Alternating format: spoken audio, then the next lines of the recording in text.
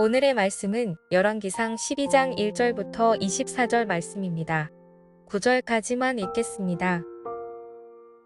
르호보암이 세겜으로 갔으니 이는 온 이스라엘이 그를 왕으로 삼고자 하여 세겜에 이르렀음이더라. 느밧의 아들 여로보암이 전에 솔로몬 왕의 얼굴을 피하여 애굽으로 도망하여 있었더니 이제 그 소문을 듣고 여전히 애굽에 있는 중에 무리가 사람을 보내 그를 불렀더라. 여로보암과 이스라엘의 온 회중이 와서 르호보암에게 말하여 이르되 왕의 아버지가 우리의 멍에를 무겁게 하였으나 왕은 이제 왕의 아버지가 우리에게 시킨 구역과 매운 무거운 멍에를 가볍게 하소서. 그리하시면 우리가 왕을 섬기겠나이다.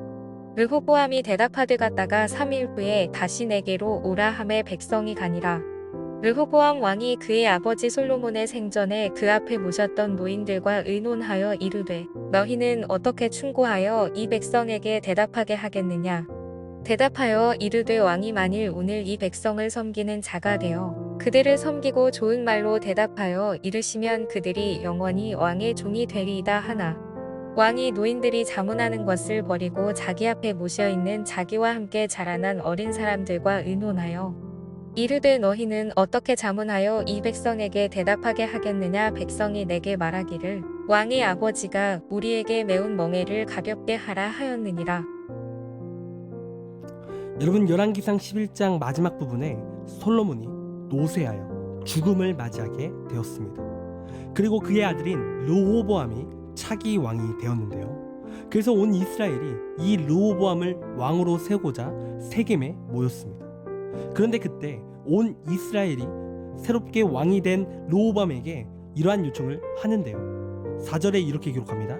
왕의 아버지가 우리의 멍에를 무겁게 하였으나 왕은 이제 왕의 아버지가 우리에게 시킨 고역과 매우 무거운 멍에를 가볍게 하소서.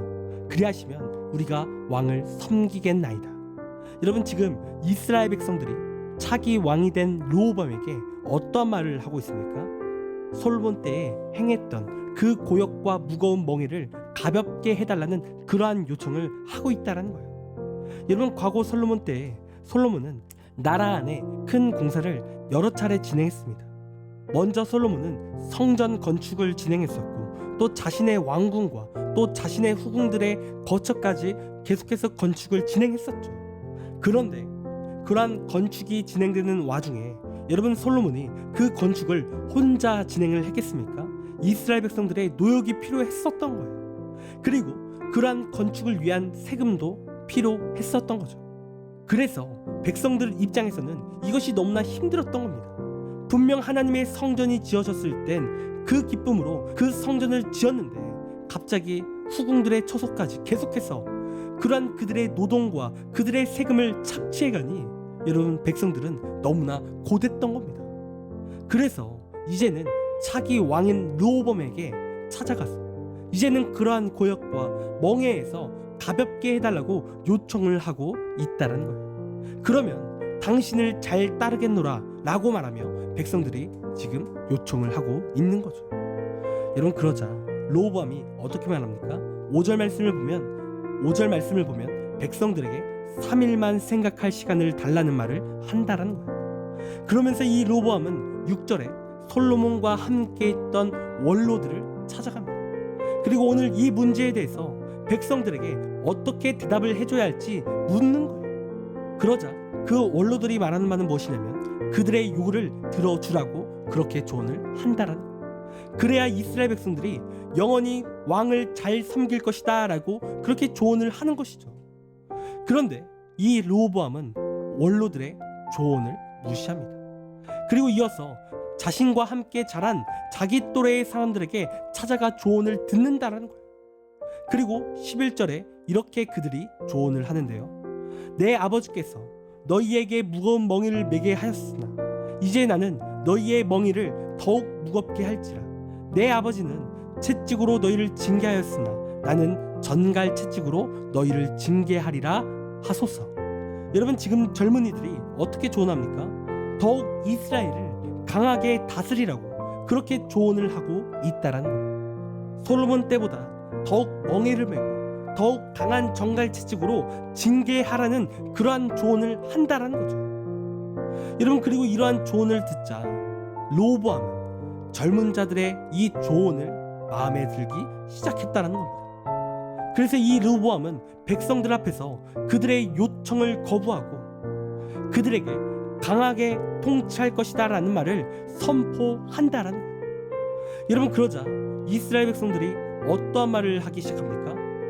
르호보암을 왕으로 섬길 수 없다 말하며 유다 지파만 남고 다들 떠나갔다라는 거예요. 그리고 그들은 르호보암이 아닌 여로보암이라는 사람을 세워 북이스라엘을 세우고자 했다라는 겁니다. 그러니까 이스라엘이 이 사건으로 인해 지금 분열이 되었다라는 거예요. 우리나라가 남과 북으로 나뉘었듯이 이스라엘이 지금 북이스라엘과 남유다로 갈라지게 된 거죠. 여러분, 그렇다면 오늘 이 르호보암의 실수가 뭐겠습니까? 원로들의 말을 듣지 않았던 것이 그것이 문제였겠습니까? 여러분, 아닙니다. 여러분, 물론 원로의 말을 들었다면 이러한 결과를 피할 수 있었을지 모릅니다. 그런데 이게 르호보암의 실수가 아니에요. 여러분, 지금 르호보암의 실수는 무엇이냐면 하나님께 묻지 않았다라는 거예요. 그가 백성들의 요구를 듣고 신하들에게 물어보는 건 여러분 정말 잘한 일입니다. 신하들의 요청을 들어야죠. 그러나 그가 가장 중요한 하나님께 묻지 않았다라는 거예요. 이 세상의 모든 답을 알고 계신 하나님께 묻지 않았다라는 거죠. 그래서 그가 어리석은 선택을 하게 되었고 결국 이스라엘의 분열을 조장하게 되었다라는 겁니다. 여러분, 물론 여기에 솔로몬의 죄가 분명히 있습니다. 그러나 솔로몬의 죄가 분명히 있지만 우리가 오늘 본문만 보았을 때 여러분, 르호보암은 하나님께 물어야 했습니다. 그러면 하나님께서는 반드시 그에게 응답하시고 또한 위대한 답을 주시는데 그는 하나님께 묻지 않았다라는 거예요. 이것이 오늘 이 르호보암의 실수이자 죄라는 겁니다. 여러분, 우리도 우리의 인생을 바라볼 때 정말 중요한 문제가 있습니다. 그리고 그 문제에 있어서 우리도 여러 사람에게 조언을 구하던지 할 때가 있어요. 여러분, 그런데 여기서 조언을 구하는 것이 나쁘다라는 것이 아니에요. 여러분, 신앙인에게 있어서 가장 중요한 하나님께 여쭈라는 거예요. 그것이 신앙인에게 있어서 제일 바람직한 태도라는 거죠. 여러분, 우리가 그렇게 기도를 하며 하나님께 여쭙고 나아간다면 여러분, 우리가 어떠한 선택을 하든 하나님께서 함께 하십니다. 그러나 우리가 기도하지 않는다면 여러분, 그 길은 잘 되어도 망하는 길입니다. 여러분, 그렇기 때문에 우리가 하나님께 여쭈어야 됩니다. 하나님께 기도하며 나갈 때 여러분, 그 길은 절대로 망하지 않습니다. 복된 축복의 대로가 되는 거예요. 여러분, 그런 이 시간 어떠한 문제가 있다 해도 또한 어떠한 길을 가야 할지 모르겠다면 이 시간 하나님께 여쭙기를 간절히 원합니다. 우리가 하나님께 기도할 때 하나님께서는 반드시 우리의 기도를 들으시고 반드시 하나님의 때와 하나님의 방법으로 위대하게 역사하십니다. 그런 이 시간 기도하는 우리의 귀한 삶이 되기를 간절히 원합니다. 기도하겠습니다. 하나님, 우리의 삶이 기도하기 원합니다. 하나님께 여쭙기를 원합니다. 자꾸 내 생각과 내 힘으로 나아가는 것이 아니라 다른 사람을 의지하며 나아가는 것이 아니라 우리가 하나님만을 의뢰하며 하나님만을 의지하며 나아가는 우리가 되길 원합니다. 하나님께서 우리의 믿음을 붙잡아 주시고 또한 우리가 그렇게 기도할 때 능력 있게 역사하여 주시옵소서. 시간 모든 것을 주님께 맡깁니다. 감사하며 사랑이 많으신 예수님의 이름으로 기도드립니다. 아멘. 시간 우리 함께 1분 동안 말씀을 생각하며 함께 기도하기 원합니다. 기도하겠습니다.